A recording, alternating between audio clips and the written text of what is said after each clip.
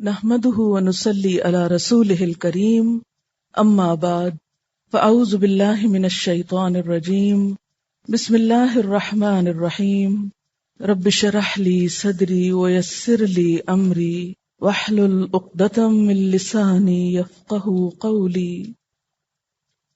ترجمہ آیت نمبر 40 سے آیت نمبر 40۔ یا بنی اسرائیل، یا اے بنی بیٹو، بچوں، اسرائیل اسرائیل علیہ السلام کے، یعقوب علیہ السلام کے،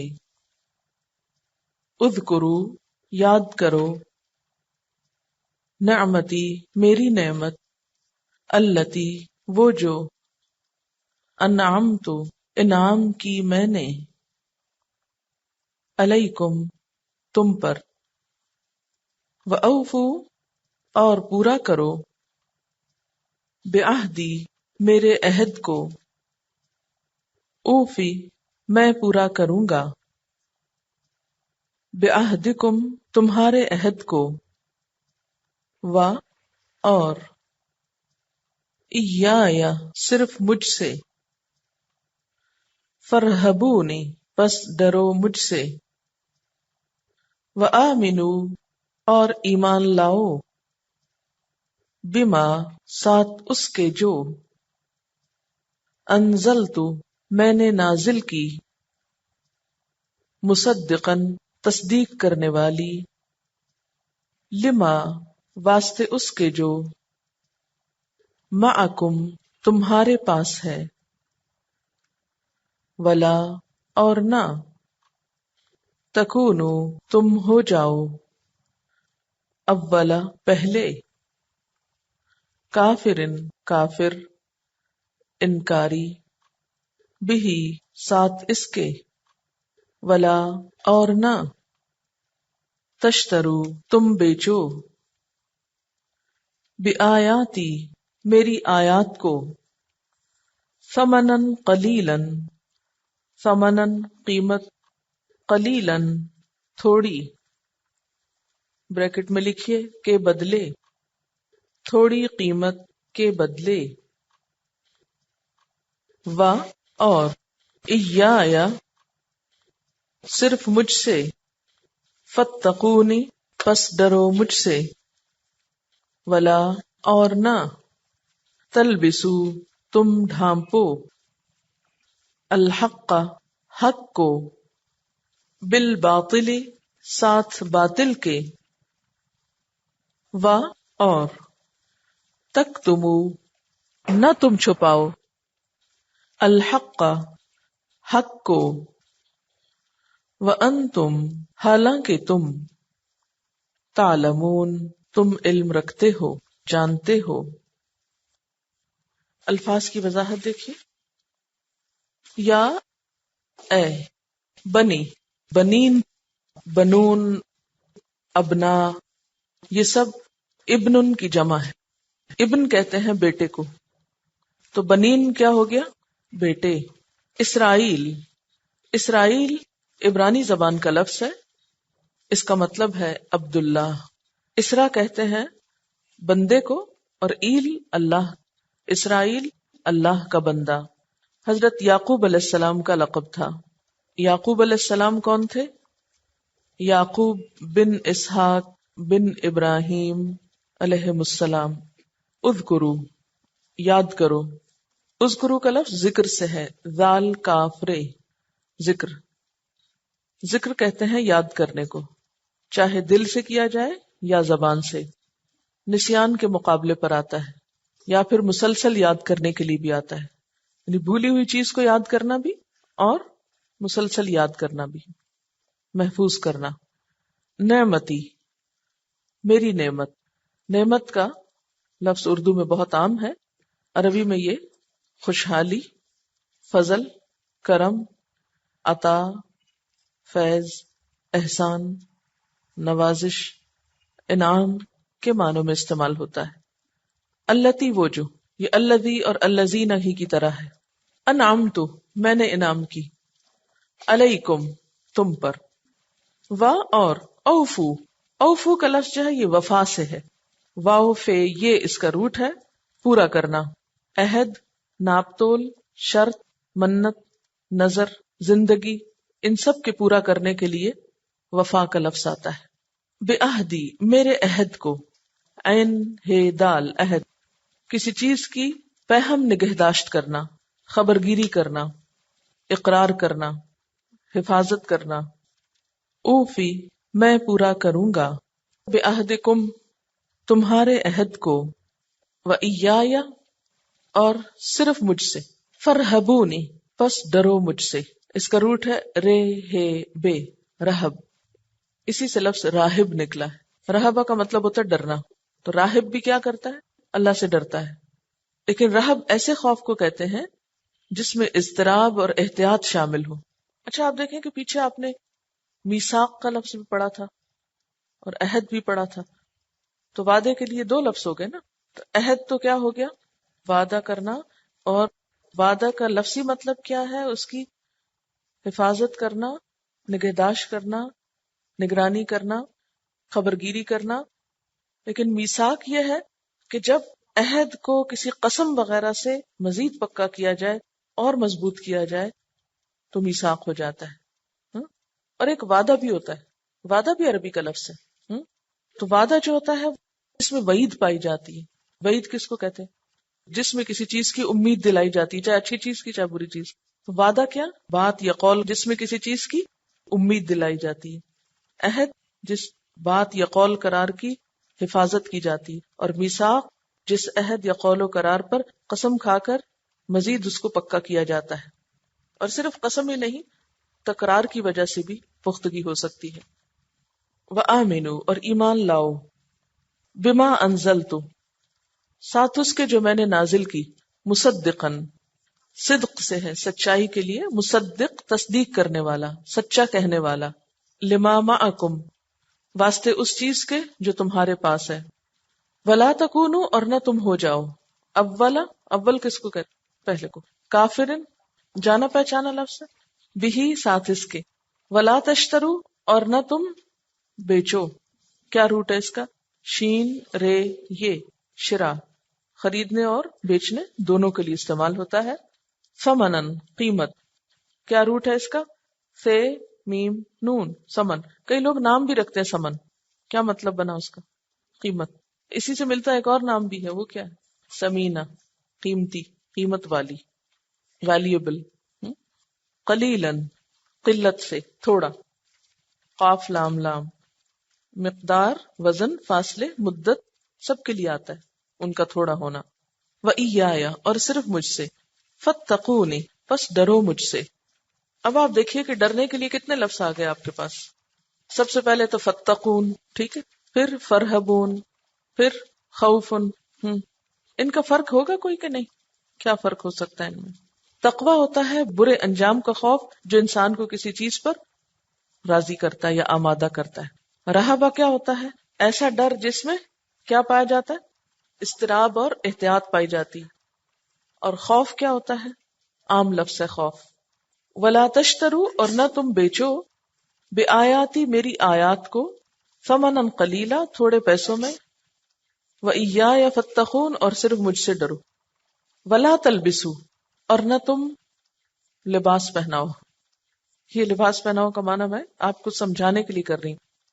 اس کا روٹ کیا ہے؟ لام بے سین، لبس، لباس، لباس اسی سے ہے۔ تو معنی یہاں کیا کیا گیا؟ چھپانا، ڈھانپنا۔ لباس بھی کیا کرتا ہے؟ چھپاتا ہے، ڈھانپتا ہے۔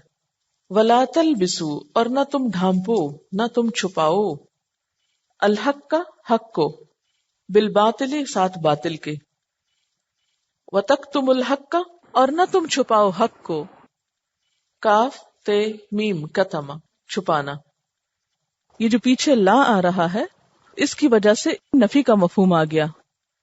وانتم اور تم، تعلمون تم علم رکھتے ہو۔ چلیے اس کو مختصراً پھر دیکھتے ہیں۔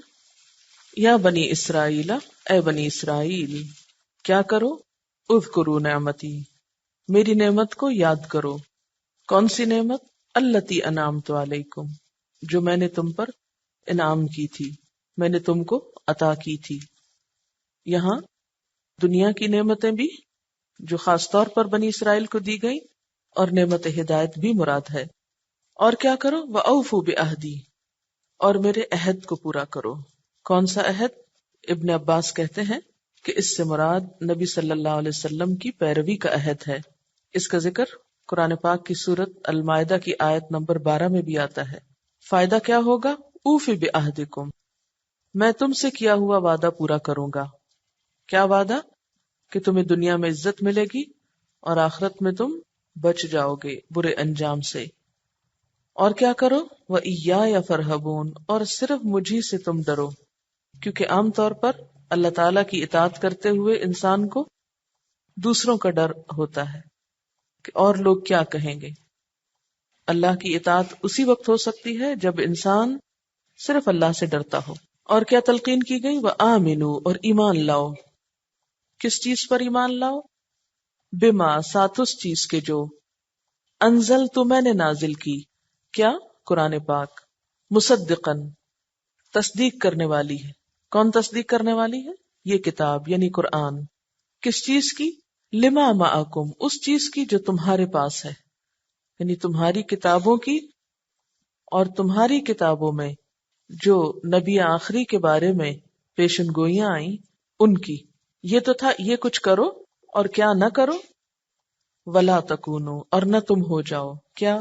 اول کافرن، پہلے انکاری. پہلے انکاری ان کو کیوں کہا گیا؟ کیونکہ نبی صلی اللہ علیہ وسلم نے مدینہ میں آ کر پہلے ان کو اسلام کی دعوت دی تھی. اور ویسے بھی یہ پہلے سے چونکہ کتاب کو جانتے تھے، انبیاء کو جانتے تھے، تو لوگ ان کی طرف رجوع کرتے تھے نبی صلی اللہ علیہ وسلم کی نبوت کی حقیقت معلوم کرنے کے لیے. تو ان کو کہا گیا کہ تم انکار نہ کرو، کیونکہ اگر تم نے انکار کر لیا تو تمہارے پیچھے باقی بھی انکار کر جائیں گے. ولا تشترو، اور نہ تم بیچو. کس کو؟ بے آیاتی، میری آیات کو. کیسے؟ ثمنً قلیلا، تھوڑے پیسوں کے عوض. تو اس کا کیا مطلب ہے کہ زیادہ پیسوں کے ساتھ بیچ دو؟ نہیں، کسی بھی طرح نہیں بیچو. اور بیچنے کا مطلب کیا ہوتا ہے؟ لوگوں کی مرضی اور ان کے فائدوں کی خاطر اللہ تعالی کی آیات کا غلط مطلب بتانا، یا ان کو چھپا کر غلط باتیں بیان کرنا اور اس کے عوض لوگوں سے دنیا کے فائدے حاصل کرنا. وَإِيَّایَ فَاتَّقُونِ، اور صرف مجھ سے ہی تم ڈرو، تقوی اختیار کرو. یہ پھر کیوں کہا گیا اللہ تعالیٰ سے ڈرنے کا؟ کیونکہ اللہ تعالیٰ کا ڈر ہی دراصل انسان کو سیدھے رستے پر چلنے کے لیے ایک قوت بخشتا ہے. وَلَا تَلْبِسُوا، اور نہ تم ڈھانپو. کس کو؟ الحق کا، حق کو. حق کیا ہے یہاں؟ قرآن پاک. نبی صلی اللہ علیہ وسلم کی نبوت. کس کے ذریعے؟ بالباطل، باطل کے ذریعے. باطل سے مراد یہاں کیا ہے؟ جھوٹ. یعنی جھوٹ بول کر تم سچائی کو مت چھپاؤ. وَتَكْتُمُ الْحَقَّ، اور تم حق کو چھپا جاتے ہو. وَأَنْتُمْ تَعْلَمُونَ، حالانکہ تم جانتے ہو. یہاں کس حق کو چھپانے کی بات پھر ہو رہی ہے؟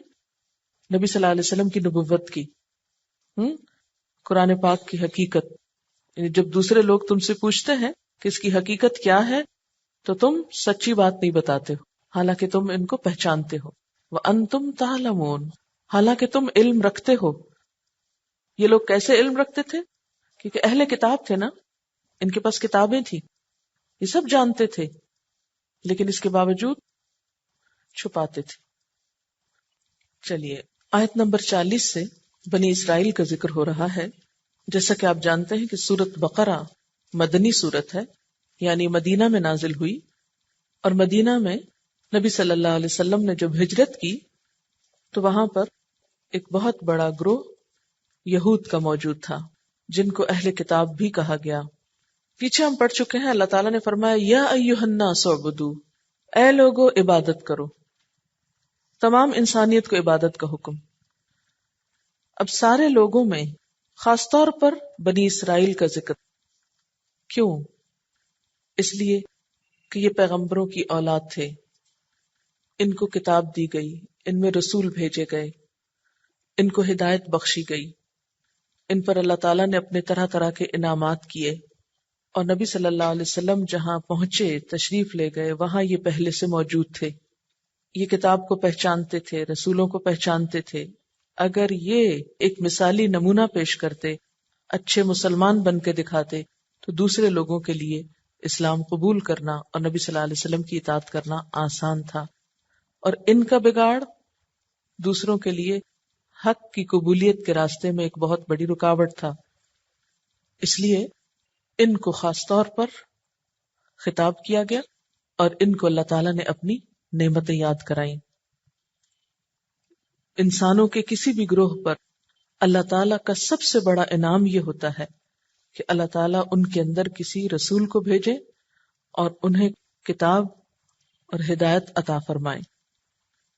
اللہ تعالیٰ نے بنی اسرائیل کو یہ نعمت بہت وافر مقدار میں عطا کی، لیکن ایک لمبی مدت گزرنے کے بعد بنی اسرائیل کا دین ان کے لیے ایک تقلیدی رسم بن گیا. ان کے دل سخت ہو گئے، دین بس ایک ریچول بن گیا، ایک رسم بن گیا، لگے بندے طریقوں کا مجموعہ رہ گیا. ان کے اندر نہ شعور تھا، نہ احساس تھا، نہ اس کی قدر تھی. تو اس لیے ان کو کیا کہا جا رہا ہے؟ یا بنی اسرائیل، اے بنی اسرائیل، اے اسرائیل کی اولاد، اے اسرائیل کے بچوں. کتنی محبت سے ذکر کیا جا رہا ہے نا. کسی کو کسی کا بچہ کہنا، کسی کو اس کے باپ کی طرف نسبت کر کے پکارنا ایک محبت کا انداز ہے. مثلاً اگر کوئی آپ کے والد کا نام لے کر آپ کو بلائے، سوچئے کیسا لگے گا آپ کو؟ اچھا لگے گا نا. اے فلاں کے بچے، کتنے پیار کا انداز ہے. کیونکہ حضرت یعقوب علیہ السلام جو تھے، ان کو اللہ تعالیٰ نے ایک بہت اعلیٰ مقام دیا تھا. یہ ایک پیغمبر کے بیٹے تھے، ایک پیغمبر کے پوتے تھے. اے اسرائیل کے بچوں. اسرائیل کے بچوں اس لیے بھی کہا گیا کہ والد کا عمل سامنے لایا جائے، ان کا رتبہ اور مقام یاد دلا کر احساس دلایا جائے کہ تم پیغمبر کی اولاد ہو، تمہیں ایسے کام زیب نہیں دیتے. اذکروا نعمتی، میری نعمت یاد کرو. پیچھے میں نے آپ سے یہ کہا تھا نا کہ ذکر کا کیا معنی ہوتا ہے؟ جو چیز بھول جائے اسے یاد کرانا. وہ نعمت جو تم بھول چکے ہو. کون سی نعمت؟ دین کی نعمت، ہدایت کی نعمت، جس کو تم بغیر شعور کے لیے ہوئے ہو. صرف ایک ڈھانچہ یا ایک خال رہ گیا ہے تمہارے پاس. اس کی اسپرٹ کو یاد رکھو. اذکروا نعمتی التی انعمت علیکم، یاد کرو میری وہ نعمت جو میں نے تم پر انعام کی. اور کیا کرو؟ وَأَوْفُوا بِعَہْدِی، میرے عہد کو تم پورا کرو. عہد سے ایک تو تورات کے احکامات مراد لیے گئے کہ تمہاری کتاب میں جو احکامات تمہیں دیے گئے تھے اور تم نے ان کی پابندی کا وعدہ کیا تھا، ان کو پورا کرو. کیونکہ وقت گزرنے کے ساتھ ساتھ انہوں نے کیا کیا؟ اصل دین کو ایک طرف چھوڑ دیا اور اپنی مرضی کی باتوں کو دین بنا لیا. کتاب صرف چند مخصوص لوگوں کو یاد ہوتی تھی، عوام کو کچھ پتہ نہیں ہوتا تھا. تو ان کو کیا کہا جا رہا ہے کہ دیکھو میرا وعدہ پورا کرو. ایک اور چیز کو بھی وعدہ کہا گیا، اور وہ کیا ہے؟ جس کا ذکر سورۃ المائدہ کی آیت 12 میں آتا ہے. وَلَقَدْ أَخَذَ اللَّهُ مِيثَاقَ بَنِي إِسْرَائِيلَ وَبَعَثْنَا مِنْهُمُ اثْنَيْ عَشَرَ نَقِيبًا وَقَالَ اللَّهُ إِنِّي مَعَكُمْ لَئِنْ أَقَمْتُمُ الصَّلَاةَ وَآتَيْتُمُ الزَّكَاةَ وَآمَنْتُمْ بِرُسُلِي وَعَزَّرْتُمُوهُمْ وَأَقْرَضْتُمُ اللَّهَ قَرْضًا حَسَنًا لَأُكَفِّرَنَّ عَنْكُمْ سَيِّئَاتِكُمْ وَلَأُدْخِلَنَّكُمْ جَنَّاتٍ تَجْرِي مِنْ تَحْتِهَا الْأَنْهَارُ فَمَنْ كَفَرَ بَعْدَ ذَلِكَ مِنْكُمْ فَقَدْ ضَلَّ سَوَاءَ السَّبِيلِ. اس کا ترجمہ ہے، جب اللہ تعالیٰ نے بنی اسرائیل سے پکا وعدہ لیا اور ہم نے ان میں 12 نقیب بھیجے، اور اللہ تعالیٰ نے فرمایا کہ میں بھی تمہارے ساتھ ہوں اگر تم نے نماز قائم کی. تو یہاں وعدہ پھر کون سا وعدہ ہے؟ اصل میں کچھ کام کرنے کا. اگر تم نے نماز قائم کی اور تم نے زکوٰۃ دی اور میرے رسولوں پہ ایمان لائے اور ان کی مدد کی اور اللہ کو اچھا قرض دیا، تو میں کیا کروں گا؟ لَأُكَفِّرَنَّ عَنْكُمْ سَيِّئَاتِكُمْ، تو میں بھی تمہاری برائیاں تم سے دور کر دوں گا. وَلَأُدْخِلَنَّكُمْ جَنَّاتٍ تَجْرِي مِن تَحْتِهَا الْأَنْهَارُ، اور میں ضرور داخل کروں گا تم کو ایسے باغوں میں جن کے نیچے نہریں بہ رہی ہوں گی. فَمَن كَفَرَ بَعْدَ ذَلِكَ، تو جس نے اس کے بعد انکار کیا. کس سے انکار کیا؟ میری باتیں ماننے سے. منکم، تم میں سے. فقد ضل سواء السبیل، تو وہ سیدھے رستے سے بھٹک گیا. تو اس سے کیا پتہ چلتا ہے کہ اللہ تعالیٰ نے بنی اسرائیل سے دو طرح کے وعدے لیے تھے. ایک تو اچھے کام کرنے کے، اور دوسرے آئندہ آنے والے رسولوں کی مدد کرنے کی. اور خاص طور پر حضور صلی اللہ علیہ وسلم کے حوالے سے ان سے عہد لیا گیا تھا. کیا؟ کہ جب ایک رسول تمہارے اندر آئے گا تو تم کیا کرنا؟ اس پہ ایمان لانا اور اس کی مدد کرنا. اوفوا بعہدی، میرے ساتھ کیے ہوئے وعدے کو پورا کرو، اچھے کام کرو اور اس پیغمبر کو مان لو. تو کیا ملے گا تم کو؟ اوفی بعہدکم، میں تم سے کیا ہوا وعدہ پورا کروں گا. اللہ نے کیا وعدہ کیا تھا ان سے؟ کہ میں تمہاری خطاؤں کو معاف کر دوں گا اور تمہیں باغوں میں داخل کروں گا.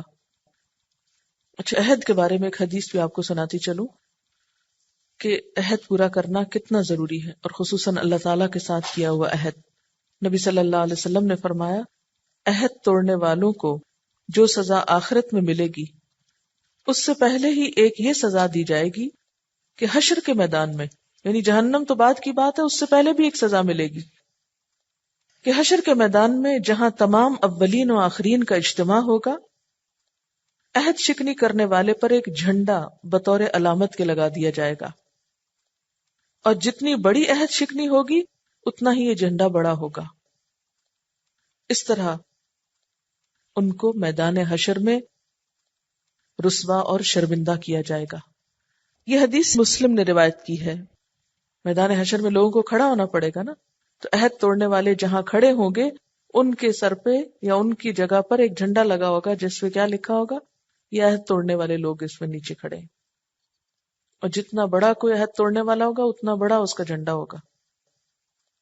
اس لیے اس معاملے میں بہت محتاط رہنے کی ضرورت ہے کہ انسان اللہ سے کیے ہوئے کسی وعدے کو توڑ ڈالے، جس میں عام طور پر منت اور نظر وغیرہ بھی آتی. اور ویسے بھی لا الہ الا اللہ پڑھ کے ہم ایک عہد ہی کرتے ہیں نا، وَإِيَّايَ فَارْهَبُونَ، اور صرف مجھ سے تم ڈرتے رہو. یہ کیوں کہا گیا کہ صرف مجھ سے ڈرتے رہو؟ کیونکہ عام طور پر ایسا ہوتا ہے کہ انسان جب اللہ کے راستے پہ چلنے لگتا ہے تو کون سی چیز اس کے راستے میں بہت بڑی رکاوٹ بنتی ہے؟ معاشرہ، لوگ. پھر انسان کہتا ہے کہ اچھا اگر میں اللہ کی بات مانوں گا تو لوگ مجھے کیا کہیں گے، فلاں کیا کہے گا، فلاں کیا کہے گا. اور لوگوں کا خوف بسا اوقات اتنا دل پہ آ جاتا ہے کہ انسان ان کے آگے مجبور ہو کے حق کو چھوڑ بیٹھتا ہے. لیکن جس دل میں اللہ کا خوف آ جائے وہ پھر بندوں سے نہیں ڈرتا. اور جب تک اللہ کا خوف نہ آئے، اللہ کا ڈر نہ آئے، اس وقت تک انسان سیدھے رستے پہ چل سکتا ہی نہیں. تو اچھے عمل کے لیے کیا ضروری ہے؟ اللہ کا خوف. اچھا، اور کیا کہا تھا بنی اسرائیل کو؟ اور کیا کرو؟ وَآمِنُوا، ایمان لے آؤ. کس چیز پر؟ بما انزلت، جو میں نے اتاری ہے. کیا اتارا تھا اللہ تعالیٰ نے؟ قرآن پاک. مصدقاً، یہ قرآن تصدیق کر رہا ہے. تصدیق کرنے کا مطلب کیا؟ سچ کہہ رہا ہے. کس کو؟ لما معکم، ان چیزوں کو جو پہلے سے تمہارے پاس موجود ہیں. یعنی یہ کتاب کوئی اجنبی کتاب نہیں، یہ کتاب تمہاری مخالفت میں نہیں آئی. یہ کتاب تمہاری چیزوں کی تصدیق کرنے کے لیے آئی ہے، ان کو ویریفائی کرنے کے لیے، ان کو کنفرم کرنے کے لیے آئی ہے، کیونکہ انہوں نے وقت گزرنے کے ساتھ ساتھ اپنی کتاب کی صحیح حفاظت نہیں کی تھی. اس میں کئی نئی نئی تبدیلیاں بھی کر لی تھی. اور ایک اور بات یہ کہ ان کی کتاب میں نبی صلی اللہ علیہ وسلم کی آمد کے بارے میں لکھا ہوا تھا. فرمایا یہ نبی آیا ہے، اس کی کتاب آئی ہے، یہ اسی بات کی تو تصدیق ہے جو تمہارے پاس پہلے سے ہی موجود ہے، لکھی ہوئی ہے. وَلَا تَكُونُوا أَوَّلَ كَافِرٍ بِهِ، اور تم اس کے ساتھ، یعنی اس قرآن کے ساتھ، اس نبی کے ساتھ سب سے پہلے انکار مت کرو. اول کافر بہ، یعنی پہلے انکاری نہ بنو. اس کی کیوں تاکید کی گئی ہے؟ کیونکہ جو شخص کسی شر کا دروازہ کھولتا ہے، سب سے پہلے کوئی غلط کام کرتا ہے، تو اس کے بعد میں جتنے لوگ وہ غلط کام کرتے ہیں ان سب کا نتیجہ اس کو بھی بھگتنا پڑتا ہے۔ اور کیا نہ کرو، وَلَا تَشْتَرُوا بِآيَاتِي ثَمَنًا قَلِيلًا، میری آیات کو تھوڑے پیسوں کے عوض نہ بیچو۔ آیات کا بیچنا کیا ہوتا ہے؟ آیات کا بیچنا یہ ہوتا ہے کہ لوگوں کو اللہ کے دین کے بارے میں وہی بات بتائی جائے جو ان کو پسند آئے، تاکہ ان سے دنیاوی فائدے حاصل کیے جا سکیں۔ یہاں پر فرمایا تھوڑی قیمت کے عوض نہ بیچو، تو اس کا مطلب یہ کہ بڑے پیسے ملے تو پھر بیچ ڈالنا چاہیے؟ نہیں، دنیا کا تو زیادہ بھی تھوڑا ہے اور تھوڑا تو بہت ہی تھوڑا ہے۔ وَإِيَّايَ فَاتَّقُونِ، اور صرف مجھ سے ڈرو۔ پھر دوبارہ وہی بات کی گئی نا کہ اگر مجھ سے ڈرو گے تو پھر یہ غلط کام چھٹ جائے گا۔ آپ دیکھیں نا، جیسے ایک شخص ہے، اس کے پاس آیات الہی کا علم ہے، مثلا میں اپنی ہی مثال دیتی ہوں کہ میں آپ کو قرآن پاک پڑھا رہی ہوں۔ اب ایک تو یہ ہے کہ جو کچھ اس میں لکھا ہے وہ صاف صاف آپ کو بتا دیا جائے، اور ایک یہ ہے کہ اسے صرف اتنا یا وہ بتایا جائے جو آپ کو پسند آئے، اور جو آپ کو پسند نہ آئے وہ چھوڑ دیا جائے۔ کس لیے؟ کہ پھر آپ تو میرے پیچھے پڑ جائیں گے، پھر آپ مجھے برا بھلا کہیں گے، پھر آپ مجھے بہت ظالم اور فنڈامنٹلسٹ اور معلوم نہیں کیا کیا کہیں گے۔ اس لیے بہتر ہے کہ کیا کروں، میں اتنی بات کروں جس سے آپ خوش رہیں، ناراض نہ ہو، تنگ نہ پڑے۔ تو یہ بات جو ہے کہ آپ کی خوشی کی خاطر اللہ کے دین کو چھپا دوں، یہ کیا ہے؟ ظلم ہے۔ اور اس کا علاج پھر کیا ہے؟ یا فتقون، صرف اللہ سے ڈرو۔ جو شخص اللہ سے ڈرتا ہے اس کو حق بات کہتے ہوئے ڈر نہیں لگتا، اس کو سچی بات بتاتے ہوئے پھر شرم نہیں آتی، اور جب علم والوں کے دل سے خدا کا خوف نکل جائے تو پھر حق پیچھے چلا جاتا ہے۔ اور کیا نہ کرو، وَلَا تَلْبِسُوا الْحَقَّ بِالْبَاطِلِ، حق کو مت چھپاؤ باطل کے ساتھ، جھوٹ کے ساتھ۔ کیسے چھپاتے تھے؟ مثلا کوئی ان سے آ کے پوچھتا کہ اللہ کے رسول صلی اللہ علیہ وسلم سچے نبی ہیں، تو کہتے ہاں نبی تو ہے لیکن صرف عربوں کے لیے، ہمارے لیے نہیں، ہمارے تو اپنے پہلے والے ہی نبی کافی ہیں۔ کبھی کسی طرح نبی صلی اللہ علیہ وسلم کی نبوت کو چھپا دیتے تھے، ان کا نبی ہونا ظاہر نہیں کرتے تھے۔ وَتَكْتُمُ الْحَقَّ، اور نہ تم چھپاؤ حق کو، وَأَنْتُمْ تَعْلَمُونَ، اور تم جانتے ہو، علم رکھتے ہو۔ کس بات کا علم رکھتے ہو؟ حق کا علم رکھتے ہو، تمہیں پتا ہے کہ یہ اللہ کے رسول ہیں، تو وہ حق اور باطل کو اس طرح گڈمڈ کر کے پیش کرتے تھے کہ جس سے دوسرے کو کنفیوژن ہو جائے، وہ بات سمجھ نہ پائے۔ تلبسو کا کیا مطلب ہوتا ہے؟ ایسے شبے میں ڈال دیتے تھے، یعنی بسا اوقات حق کو اس طرح پیش کیا جاتا ہے کہ وہ حق لگے ہی نہ وہ حق ہو نہ وہ باطل ہو۔ جس طرح آپ حلیم پکاتے ہیں نا، اس میں کیا ہوتا ہے؟ کچھ نظر آتا ہے،